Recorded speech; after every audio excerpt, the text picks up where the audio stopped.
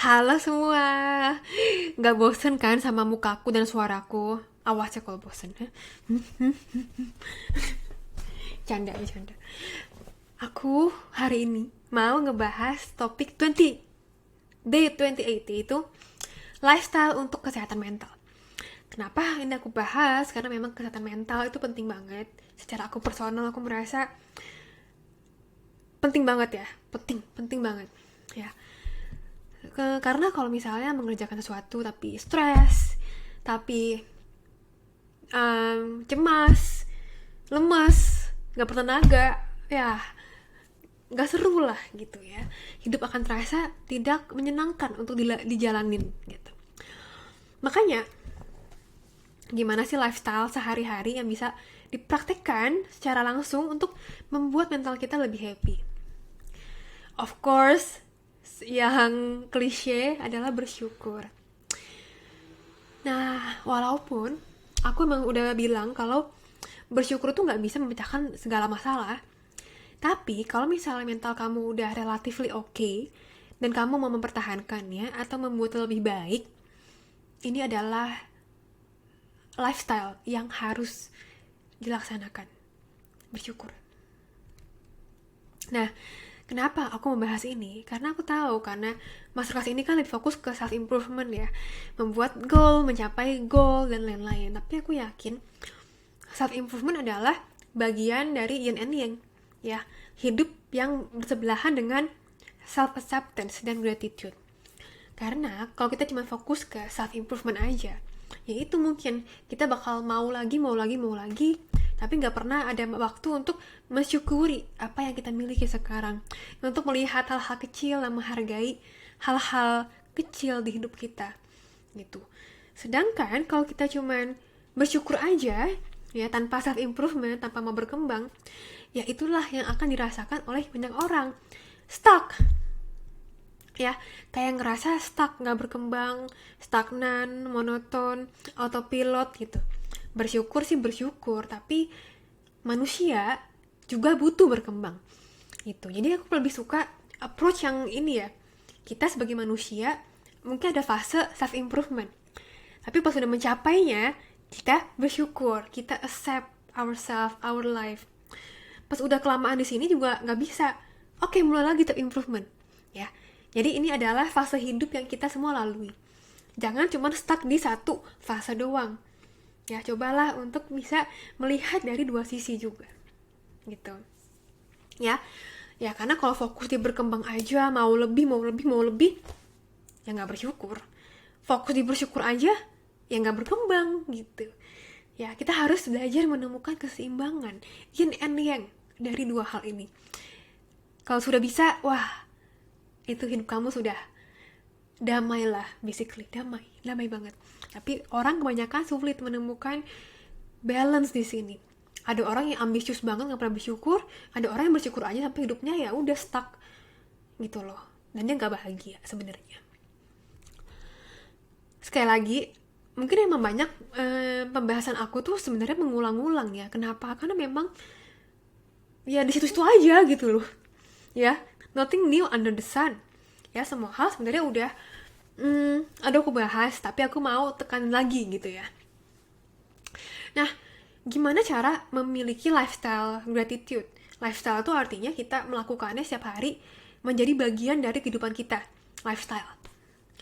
Journaling ya. Jadi misalnya kamu journaling setiap malam. Ya, untuk menulis 5 hal yang kamu gratitude, kamu bersyukur pada hari ini. Ya, dulu aku sempet di masa-masa aku down, aku melakukan ini, dan setiap hari aku maksa diri aku untuk menulis hal yang berbeda dari hari sebelumnya. Jadi selalu berbeda. Ini akan melatih kita untuk bisa melihat positif, hal positif di hari yang tergelap sekalipun. Ya, dulu andaikan saja ya pas aku lagi depresi itu aku bisa mendapatkan bisa punya tools ini, mungkin aku akan bisa memproses itu dengan lebih sehat gitu. Ya, tapi intinya ini adalah lifestyle yang bisa dilatih. Bahkan kalaupun kamu merasa kamu sehat-sehat aja secara mental, tetep loh ini bisa dilatih biar mental kamu semakin kuat. Jadi pas ada masalah di hidup kamu bisa memprosesnya dengan lebih damai, dengan lebih rileks. Ya gitu. Jadi ini adalah lifestyle, dan lifestyle adalah sesuatu yang dipraktekkan setiap hari. Gitu. 2. Ini juga penting. Nah, sebenarnya delayed gratification.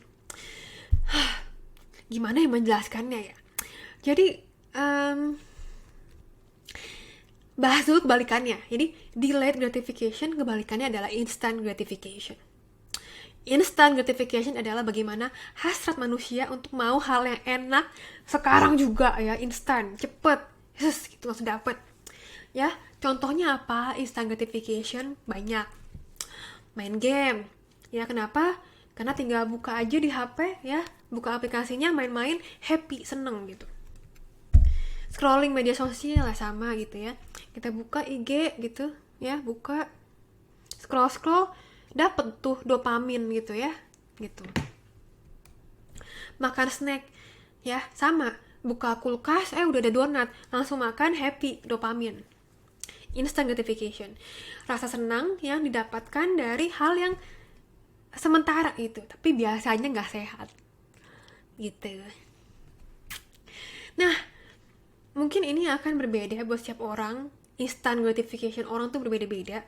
Mostly sih ini ya, kalau aku pribadi adalah buka sosmed, terus matiin snooze button pas lagi bangun tidur, terus apa lagi ya, itulah pokoknya hal-hal yang instan dan bikin kita happy, tapi itu sebenarnya nggak bagus buat kita punya kesehatan, mental health, ataupun habits positif gitu ya. Nah, aku akan mengulang lagi. Jadi setiap kali kamu mau memilih hal yang instan dan happy tapi nggak membantu kamu dalam menjalani hidup yang positif, selalu biasakan untuk memikirkan dari POV. Oke, versi terbaik dari diri aku itu apa yang akan dia lakukan. Misalnya kalau kamu mau diet, ya mau mengurangi makan makanan gula-gula, ya pasti ada tuh impuls dalam diri untuk makan snack ya, nyemil gitu. Tapi sebelum melakukan itu selalu biasakan, apakah diriku ya, versi diri aku yang terbaik akan melakukan ini, apakah dia akan terjerumus dan tergoda oleh snack gitu. Selalu bayangkan itu, dan itu akan menjadi kebiasaan nanti. Atau pas bangun tidur, kamu udah tahu mau bangun pagi gitu ya, dan biasanya kamu snooze kan, kayak matiin snooze gitu ya. Biasakan juga untuk nanya, apakah Marcella akan bangga ya, pas tahu Marcella yang versi terbaik akan bangga kalau kamu melakukan ini sekarang gitu ya.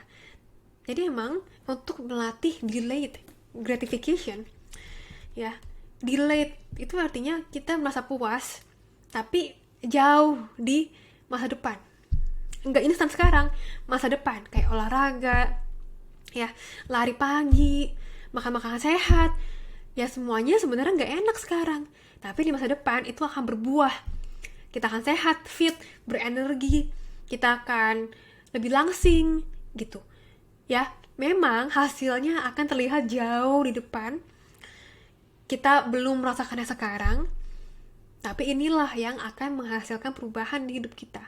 Itu melatih untuk tidak terjebak dalam kebahagiaan yang sesaat, kepuasan yang sesaat, yang mengorbankan kebahagiaan kita di masa depan gitu.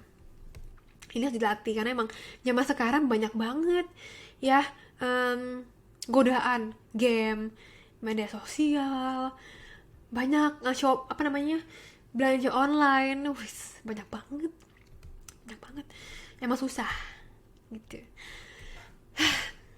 Itulah kenapa aku suka dengan metode jurnal seperti ini, karena kamu jadi bisa setiap hari mereview, oke, aksi-aksi yang aku lakukan pada hari ini, apakah itu lebih ke arah untuk instant gratification, atau sosok diriku yang maunya gampang, maunya nyaman, atau sisi aku yang maunya tuh ya sehat, maunya itu berhasil, maunya sukses, maunya berkembang gitu ya. Nanti kamu kerjain aja tugas journaling ini, gampang kok ya. gampang, tinggal aja cek di file journaling yang aku sudah taruh di bawah. Oke, atau di workbook juga ada. Nah, ketiga ini juga sesuatu yang penting, yaitu untuk belajar nyaman melakukan hal-hal yang gak nyaman. Nah, karena ini adalah topik yang lumayan besar dan lumayan harus dibahas juga, kita besok bahas di day 29, yaitu keluar dari zona nyaman. Oke? See you tomorrow.